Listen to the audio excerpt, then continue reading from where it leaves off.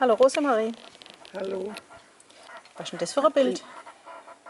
Das ist ein Bild, das ist ein Scheirerdrescher. Da ist also mein Vater Zeig. ist mit der Dreschmaschine und mit dem Bulldog ist er von Scheurer zu Scheurer gefahren. Aha. Und hat da die Leute also gedroschen. Das ist nach der Ernte ist da im Flecken rumgedroschen worden, immer von Scheurer zu Scheurer. Das können wir uns heute gar nicht vorstellen, weil heute fahren ja die Mähdrescher raus Ja. aufs Feld Ja. und mäht und dreschen es gleich mit. Ja, und wie ist das da gegangen? Da hat man, auf dem Feld hat man es mit dem Haberrecher meistens noch gemäht. Ja. Oder später noch hat man eine Handablage an die Mähmaschine mit Ja. dem Geil oder so. Und hat noch ein bisschen gebunden mit Strickler. Garber? Als Kinder hat man mit müssen und hat Strickler legen müssen, Aha. dass die Erwachsenen noch die Garber nein haben. Und dann ist einer, uns hat noch Strickler gebunden.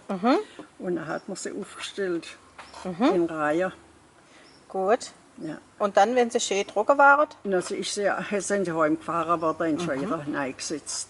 Und jeden Tag hat man einen anderen Scheurer waschen. Aha. Und das Bild, also das ist in der Ilsfelder Straße, Nullenbergers Haus gewesen. Aha. Wilhelm Nullenberger. Dort ist gewaschen worden. Und haben die Leute selber auch mitgeholfen? Oder? Da haben die Leute zusammen geholfen. Ja. Dann heisst du, ich habe dir helfen droschen, und dann kommst du auch zu mir. Also was haben die Leute einzeln noch machen müssen? Hatte ich vom Baum raus auf die Maschine rausgabeln müssen, die Garben. Ja. Und dann ist man auf der Maschine gewesen, alles hat einlegen müssen. Also da ist manchmal meine Mutter mitgegangen oder später auch ich oder der Fritz ist auch mitgegangen. Und dann hat man da einlegen müssen und dann sind meist zwei auf der Waschmaschine gestanden.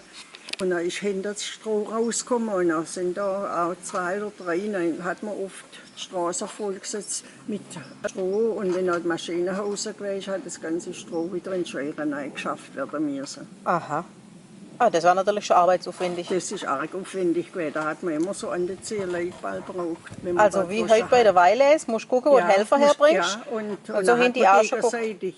Manche hat es auch gehabt, wo kein Geschäft geht hin. Gell? Ja. Und dann hat es geheißen, ja, solange Scheirerdrescher ist, da kann man noch Geld verdienen ein bisschen. Ja, okay. Die, die noch nicht selber zum Drescher geht hin. Gell?